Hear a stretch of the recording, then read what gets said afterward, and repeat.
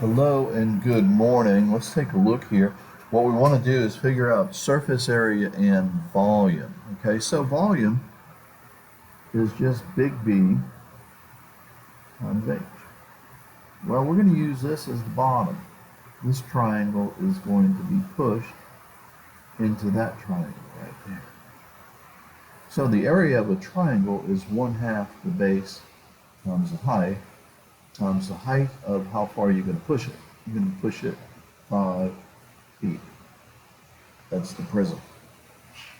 This is a triangular prism. Okay, so let's figure this out. So the base and the height, color this box right here. That's your base and height. So it's base times height times the prism. So you just basically multiply these three, but you have to divide by 2 because a triangle is half of a rectangle. See, a rectangle is base times height, or length times width, but half of it makes a triangle. So you have to divide by 2. All right, anyhow, so you should know that this is 10 times 3 is 30, and then half of 30 is 15 square inches, and that's how you do volume. Now, to do surface area, you have 2 triangles. So it's going to be 2 times 1/2 base times height. That takes care of the 2 triangles. Then you have a rectangle right here. Well, to get this rectangle, you know that this is 5, but you need to know the hypotenuse. So you got to do 3 squared plus 2 squared is equal to hypotenuse squared. Hypotenuse is equal to 9 plus 4, so it's going to be the square root of 13. So this side right here is the square root of 13. So you're going to take plus 5 times the square root of 13. And then plus, you got this back side over here, which is 2 times 5. And then finally, you got the bottom, which is 5 times 3. And if you add all of that up, you get your answer. These cancel. So that gives me 6 plus 5 square root of 13 plus 10 plus 15 right here. So we're going to figure this out. So the square root of 13, shift square root, times 5 plus 16 plus 15. That gives me 49 and some change. So I'm going to say 49 square inches. And make sure you understand what I did. I had to do Pythagorean's theorem to get the hypotenuse, which is a side of not only the triangle, but a side of the rectangle. All right, let's turn our attention now to MCR. Okay?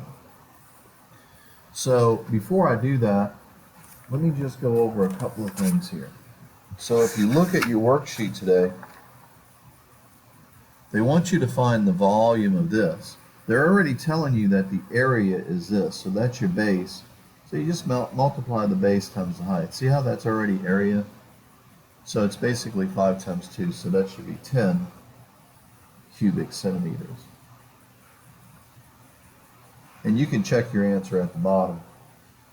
This one right here is a trapezoid, so the base is 1/2 the height times the sum of the 2 bases. The bases are 3 and 9. Okay? And then times the height, which is 3. Right here. Okay? So you got to do the trapezoid. The height of the trapezoid is 2. And these 2's cancel. So that gives you 12 times 3. I get 36 on that one. And let's just check it.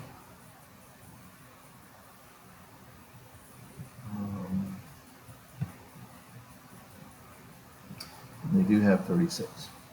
All right, anyhow, when you get to this one right here, you got to do the whole cylinder, and this is only 1/4 of it. So the whole cylinder is going to be pi radius squared, which is the bottom, times the height.